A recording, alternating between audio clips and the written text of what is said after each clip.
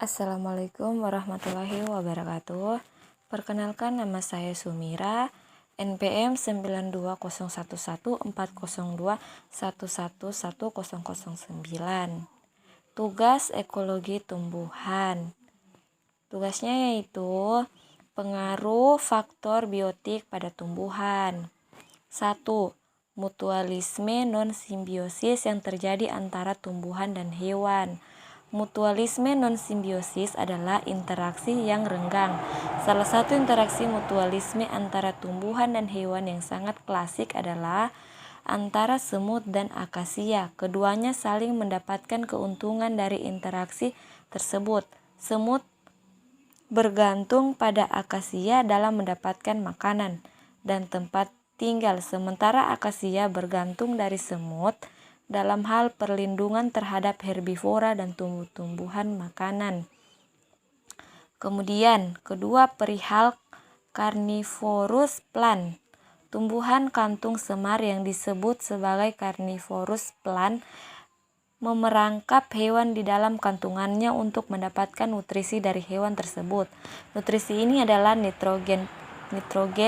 Proses pengambilan nitrogen ini berfungsi dalam pembentukan protein, di mana tumbuhan pada umumnya akan menghasilkan CHO dari hasil fotosintesis, sehingga untuk menjadi suatu protein maka diperlukan unsur nitrogen yang nantinya akan membentuk senyawa CHON.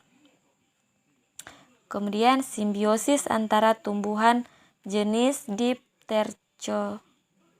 Dipterocarchae dan jamur mycorrhiza yang bersifat spesifik.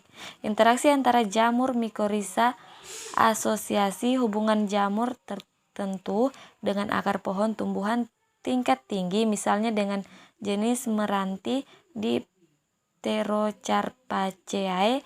Jamur mycorrhiza menyalurkan air dan hara tanah. Dampaknya adalah meningkatkan laju pertumbuhan, meningkatkan ketahanan terhadap kekeringan, dan terlindungnya pohon dari penyakit akar yang pada gilirannya akan meningkatkan peluang hidup bibit atau tanaman inang. Jamur patogen yang menjadikan tumbuhan sebagai inangnya. Inang jamur patogen merupakan objek penelitian yang penting untuk mengetahui dampak dari interaksi dan pengaruhnya terhadap inang, karena kompleksnya interaksi inang jamur patogen diperlukan pendekatan biologi pada level genomik, proteomik, dan metabolomik. Kemudian perihal inovasi pertanian yang dilakukan manusia melalui rekayasa genetika yang dimulai sekitar tahun 1970-an.